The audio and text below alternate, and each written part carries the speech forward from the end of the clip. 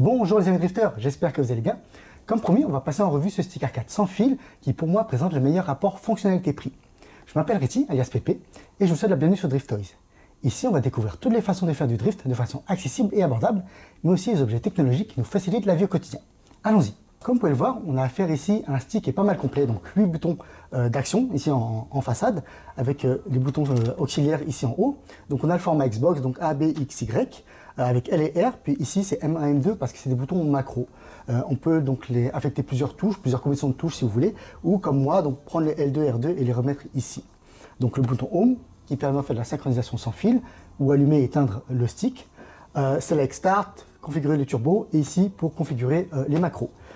Au niveau de la sensation, on a ici des micro-switches pour les boutons en façade, d'accord. Et ici, c'est des boutons à membrane, comme pour les manettes. Et puis ici, pour le stick, c'est vraiment des micro-switches aussi. Donc, pourquoi en fait j'ai changé ces boutons-là? Parce que comme vous pouvez voir, en fait, ici, au niveau du ressort, le micro-switch, en fait, je trouve que le ressort n'est pas assez vif, en fait. Donc, quand on appuie très rapidement, je trouve qu'il y a un mauvais ressenti. Et en plus, quand on appuie sur le bord, vous voyez ici, ça reste coincé, donc c'est pas très agréable. Alors que là, c'est beaucoup mieux. D'accord, on a moins de chances que ça grippe sur les côtés et puis le ressort est un peu plus fort, donc ça remonte beaucoup plus vite, donc la sensation est bien meilleure. Au niveau des boutons, ça m'a coûté à peine 5 $ pour environ 10 boutons, alors que la manette en tant que telle, elle m'a coûté à peu près entre 30 et 40 $, dépendamment si vous avez des coupons avec AliExpress. Oui, on a ici le port USB pour la recharge ou pour le branchement filaire, et ici un adaptateur qui vient dans la boîte pour mettre, ici je vous montre ça, tac, pour accrocher un téléphone sur la boîte que vous voyez là. Alors il a indiqué ici que c'est compatible PlayStation 3, PlayStation 4, Android, iOS, set-top box, donc sûrement Android, PC en X-Input et Nintendo Switch. Donc tout ça c'est sans fil. La seule chose qu'il faut savoir, c'est que quand vous êtes en Nintendo Switch, vous savez qu'au niveau de la Switch, les boutons eux c'est inversé, donc c'est B, A, Y, X. Et bien en fait ça va respecter ce qui est écrit ici. Donc ça va être inversé finalement. Et sinon en filaire, c'est indiqué ici que c'est compatible seulement PC, PlayStation 3 pardon, et Nintendo Switch.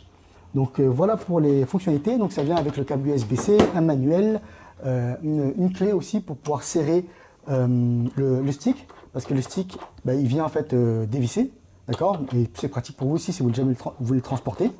Et voilà pour la présentation. Maintenant, passons à l'action. Alors, au niveau de l'action, on va aller ici. On va commencer par Super Jam Fighter Mini Mix sur Switch, donc qui est un jeu rétro en fait, mais qui a été réadapté sur la Nintendo Switch. Et ce que j'aime en fait avec la Nintendo Switch, en fait, je l'utilise aussi avec mon téléphone Android, mais ce que j'aime avec la Nintendo Switch, c'est que vous avez beaucoup de réadaptations. Il y a énormément de jeux rétro qui ont été réédités sur la Switch, et des fois ils apportent des améliorations côté visuel ou alors côté fonctionnalité aussi. Donc là, si on voit sur Jam Fighter, vous voyez, ils ont appliqué un filtre avec une courbe d'écran, puis on a aussi le skyline, et vous avez des bordures sur le côté, donc c'est pour les écrans 16/9, c'est beaucoup mieux finalement, c'est beaucoup plus apprécié. Donc on va commencer, on va aller avec Sakura, mon personnage préféré. Je suis un gros débutant en jeu de combat, mais pour vous montrer qu'il est possible de sortir des Hadouken, des papates loquettes et des shoryukens. Alors on commence, Hadouken, oui, très facilement. Deuxième, je ne me rappelle plus comment on fait les... Non, en arrière, en avant. Bon, allez Félicia, laisse-moi tranquille. Voilà, vous voyez? Elle fait ça, et si je fais un shoryuken, voilà, facilement. Vous voyez, aucun problème. Tac, Hadouken. Vous voyez, pour les jeux de combat là, ça fonctionne très bien. Alors, Wild Guns Reloaded, ce jeu-là, c'est une tuerie. C'est une réédition, en fait. Et lui, en fait, donc visuellement, ils l'ont amélioré un petit peu. Ils ont gardé le côté rétro, évidemment. Et ce qui est bien, justement, avec les rééditions comme ça, c'est que, vous voyez, par exemple, au niveau de l'aspect visuel, on peut ajuster la quantité de skyline si on veut. Ils ont ajouté des personnages supplémentaires. Dans le jeu initial d'arcade, vous avez juste Clint et Annie, puis là, ils ont ajouté Boulette, qui est un chien avec un drone, et Doris, qui, elle, en fait, c'est une dingo, en fait, elle envoie des explosifs plutôt d'utiliser des guns. Donc, on va aller avec Clint. Alors, ce genre de jeu, on appelle ça les shooting gallery. Alors, si je ne me trompe pas, ouais. Donc, c'est B qui, normalement, devrait être là. Et si je tire, il y a un bouton pour sauter, je pense que c'est... c'est quoi pour sauter? Ah oui, c'est R. Donc, si je maintiens le tir, hop, direction, je saute en même temps. Ce que j'aime, c'est que quand on vous envoie des bâtons de dynamite, vous pouvez les renvoyer. Et ça, je trouve ça super, quoi. Honnêtement, c'est une fonctionnalité. Bim Je sais pas s'il a mis un revers ou s'il a mis un coup de crosse, mais en tout cas, c'était génial. Vous avez aussi des armes supplémentaires, vous voyez. Il me semble pas que dans l'arcade, il y ait ce plasma. Voilà le boss. Alors lui, la technique, aller au fond.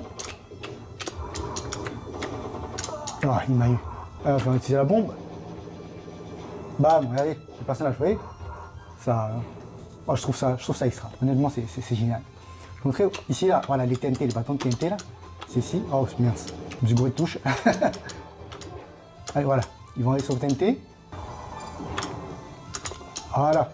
Là, j'y vais, je le prends. Là, tac. Boum, boum, boum, boum, boum. Génial. Franchement, ce jeu, il défonce. Allez, au prochain. Alors, Prince of Persia The Lost Crown. Celui-ci, en fait, c'est un jeu, il est sorti il y a quelques mois, donc un jeu récent. Ce qui est bien, c'est que sur la Switch, ils ont gardé le framerate à 60 images secondes. Donc, quand vous êtes docké, c'est en 1080p. Puis même quand vous êtes en mode portable, c'est en 720p, donc la résolution de l'écran est à 60 images par seconde. C'est sûr qu'en Switch, au niveau des graphismes, c'est un petit peu moins fin que sur les modèles PC, PlayStation 4 et Xbox. Mais à moins que vous ayez les deux versions côte à côte pour comparer, vous voyez pas de différence. Le jeu est vraiment très très beau. Et ce jeu-là, en fait, il est excellent à la manette, mais avec le stick arcade, il s'y prête vraiment très très bien. Donc vous voyez, le jeu est vachement beau. Honnêtement, là, pour la Switch, c'est vraiment de beaux graphismes. Puis c'est vraiment très fluide. Bon, là, vous ne pouvez pas vraiment voir parce que je filme en 30 images secondes. Mais croyez-moi, c'est vraiment très très fluide. On va essayer de faire un bloc. Tac. Allez, fais-moi un coup spécial. Voilà. Finishing. Paf. C'est pour glisser. Boum.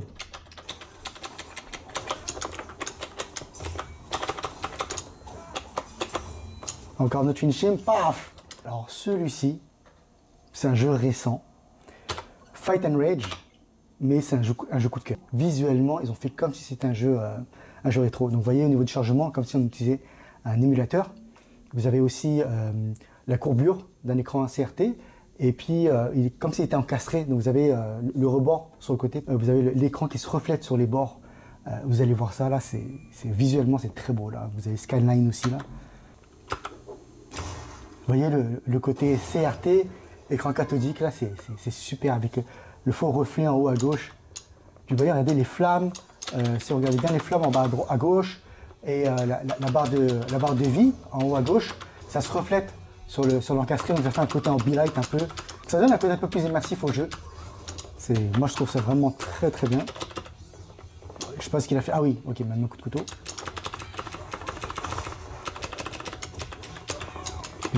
C'est un jeu qui est vraiment très complet, qui a une complexité, une profondeur qui est pas mal intéressante. Ok, on parlera pas de du jiggle, ok, hein, c'est vrai que je parle. En tout cas, beat'em up avec les sticks, le coup de bide. Donc les beat'em up avec les sticks, c'est vraiment winner. Allez, on va changer de jeu. Rez Arcade Chronology, donc lui c'est la version japonaise. Donc, que je recommande, plutôt que la version européenne ou américaine.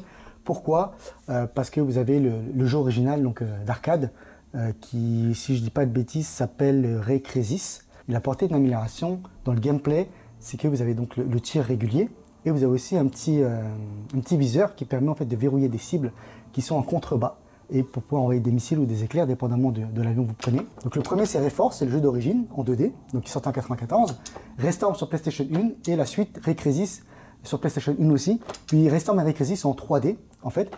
Et ce qui est bien, donc vous avez accès en fait à la version remasterisée Neo HD, la version originale si je dis pas de bêtises, puis avec des goodies aussi. Et si on va sur Reforce, qu'est-ce qu'il propose? Non, juste le jeu en tant que tel, Ray Crasis, parfait, aussi la version rééditée en HD, la version originale. Donc voilà avec Restorm, donc dédicace à toi Kashan. Restorm, c'est grâce à toi que j'ai découvert ce jeu et puis c'est un jeu de malade honnêtement. Vous voyez ce qui est cool, vous avez les bezels ici, il me semble que visuellement on peut ajouter des scanlines. Nouvelles améliorations, on est capable de faire de la sauvegarde rapide, plutôt que de taper plusieurs missions puis quand on meurt à la fin, on ne peut pas recommencer. Ou si vous voulez recommencer à un endroit précis, si vous êtes un hardcore et vous voulez jouer monter au niveau des points, vous pouvez utiliser ces fonctionnalités là. Ce jeu franchement pour l'époque il mettait une claque quoi, visuellement. Il est extra. Vraiment magnifique. Et ça me rappelle vraiment de très bons souvenirs avec mon ami, avec qui on jouait à deux. Je sais pas si on ne me semble pas qu'on ait fini là, mais honnêtement, génial. Le gameplay est super. Puis pour l'époque, les graphismes, c'était génial quoi. Puis la musique, et oui, comme sorti sur PlayStation avec le format CD, la musique était vraiment de haute qualité. Vous voyez, regardez, les 3 vaisseaux qui apparaissent en contrebas, donc je les verrouille, paf. Vous voyez, j'en ai mis en contrebas, si je tire, ça fait rien, mais je peux verrouiller. Donc vous avez 2 niveaux de jeu finalement, 2 niveaux de lecture au niveau du jeu, et même les ennemis qui sont à mon niveau que je peux tuer avec, que je peux éliminer avec mon tir régulier, mais je suis capable de verrouiller aussi dessus. Donc ce qui est intéressant, c'est que si un ennemi comme lui par exemple, si je peux le verrouiller plusieurs fois, vous voyez, et après ça fait une super attaque quand vous êtes capable de verrouiller tous vos missiles sur le même ennemi, vous voyez, ça fait des dégâts supplémentaires. Et en plus, un shoot'em up qui est assez accessible.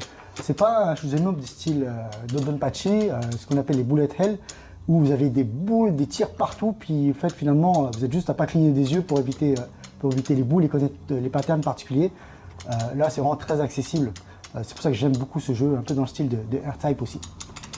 Voilà pour ce qui est shoot'em up, donc excellent avec un stick, un autre style de jouabilité qu'avec une manette. Donc, on va passer à la conclusion. Qu'est-ce que j'ai aimé, qu'est-ce que j'ai pas aimé finalement. Donc au niveau du stick, ce que j'ai aimé, c'est qu'il est vraiment pas cher, évidemment. 30-40$. Le plastique, c'est sûr qu'il fait un petit peu cheap au niveau de la qualité des plastiques. Mais honnêtement, vous en avez beaucoup pour votre argent. La compatibilité, elle est énorme, sans fil, connexion sans fil et connexion filaire. Vous avez aussi en plus le petit adaptateur pour mettre un téléphone cellulaire si vous voulez. Honnêtement, ça vaut son pesant de cacahuètes. Hein. Puis pour le modé aussi, franchement c'est pas compliqué, vous avez 4 vis, 1, 2, 3, 4, la 5e qui est ici en bas à gauche. Vous voyez les patins ici qui sont vraiment très très larges, le caoutchouc qui agrippe bien. C'est sûr qu'il est très léger, hein. Il est très très léger, donc on peut toujours ajouter du poids, de l'acier ou des plaques en métal à l'intérieur pour que ce soit un peu plus lourd. Ou alors si vous voulez, ce que vous pouvez faire, vous pouvez même juste récupérer finalement la carte mère pour avoir les fonctionnalités, puis après mettre vos boutons à vous, pour si jamais vous voulez faire une borne d'arcade de maison, c'est une possibilité aussi, et pour le prix que ça coûte, c'est très intéressant, comme ça c'est compatible avec plusieurs machines, et justement moi c'est un petit peu mon but. Je ne sais pas si je vais aller jusqu'à créer une borne d'arcade, mais en fait j'aimerais faire en fait un endroit où on est capable de jouer, donc autant à la Switch qu'à des émulateurs sur le téléphone cellulaire, PlayStation 2 ou des choses comme ça, ou alors aussi des jeux de light gun, parce que j'adore les jeux de light gun. D'ailleurs, je vais revenir un petit peu sur ça après. Et aussi, en fait, avoir au niveau de l'écran, pouvoir le tourner, le mettre à la verticale. Donc, pour les jeux de shoot'em up, c'est super, les jeux comme Pac-Man ou les choses comme ça, mais aussi pour les jeux de flipper. Donc, évidemment, pas avec ce stick, quoique, ce que je pourrais faire, c'est même peut-être faire des trous ici, donc 2 de chaque côté, dupliquer au niveau du branchement pour que ce soit les LR, les L2 et R2, et l'utiliser comme contrôleur de flipper. Ça fonctionnerait très bien, vous mettez l'écran à la verticale, un peu comme le setup que j'ai actuellement, vous voyez. C'est un setup finalement multi-usage. Ça c'est mon setup pour le travail, pour jouer aux jeux vidéo PC, puis après je tourne avec le bras, je m'assois sur mon canapé ici, pour jouer à la console avec la manette ou même avec le stick aussi. Puis après si je veux jouer aux jeux de flipper, tac, je mets à la verticale, c'est super quoi, puis ça prend pas de place, alors qu'une borne d'arcade, oui, il vous manque le style, le côté nostalgique ou quoi que ce soit, mais après, s'il manque de la place, c'est sûr que c'est pas terrible, quoi. Au niveau des moins, le stick fait pas mal de bruit, la qualité du plastique, c'est sûr que ça grippe un petit peu au niveau des touches, les touches originales, mais sinon, pour le prix, je trouve que finalement, on accepte mieux ces défauts. Au niveau de la latence, j'en ai pas parlé, moi personnellement, je ne ressens pas forcément de latence, même quand je joue avec la manette sans fil, donc avec lui, j'en ai pas ressenti. Ça, c'est mon avis dessus. Moi, j'ai déjà essayé le 8BitDo, le stick de chez 8BitDo. Lui, il vaut dans les 129$ plus les taxes, si je dis pas de bêtises. Est-ce que le 8BitDo, vous avez 3 fois plus de fonctionnalités ou 3 fois plus de plaisir parce que vous payez 3 fois plus cher? Je suis pas sûr. C'est sûr que les touches, le plastique qui fait un petit peu plus moyenne gamme, on va dire pas dire premium, mais moyenne gamme. Et aussi un autre défaut que j'ai oublié de mentionner, c'est le fait qu'il n'y a pas beaucoup d'espace, je trouve, pour le poignet. Donc ça, c'est un petit défaut. Sur 8BitDo, c'est le même défaut. À moins que vous preniez un modèle peut-être comme les Meflash F300, F500, je pense qu'il y a un petit peu plus de place, si je ne dis pas de bêtises, ou les modèles évidemment plus haut de gamme, qui sont vraiment eux faits pour les jeux de combat ou les autres types de jeux. Voilà ma conclusion, donc évidemment vous avez compris, je le recommande. En général, les produits que je teste, c'est les produits que je recommande. Sinon j'en parle rapidement avec des tests d'objets similaires, mais c'est vraiment un très bon stick que je recommande, donc allez-y. Et pour en revenir au light gun, En fait, je vais peut-être faire une petite série, en fait, parce que moi j'adore les jeux light gun, et les meilleures façons, les façons les plus accessibles de pouvoir jouer aux jeux light gun de façon le plus aisée, le plus précisément possible, avec toutes les nouvelles technologies, donc que ce soit avec un écran LCD comme on a actuellement, ou alors avec un casque VR, et vous allez voir, vous avez pas mal de surprises avec ça. Ça offre beaucoup de possibilités, et c'est vraiment extra pour une modique somme, on va dire. C'est assez accessible à tout le monde. Donc voilà les amis drifters, j'espère que vous avez aimé la présentation et le test de ce stick arcade sans fil BSP Y02 et drifter en toute sécurité. Et si vous avez des questions, n'hésitez pas à me le dire en commentaire et faites attention à vous. Ciao.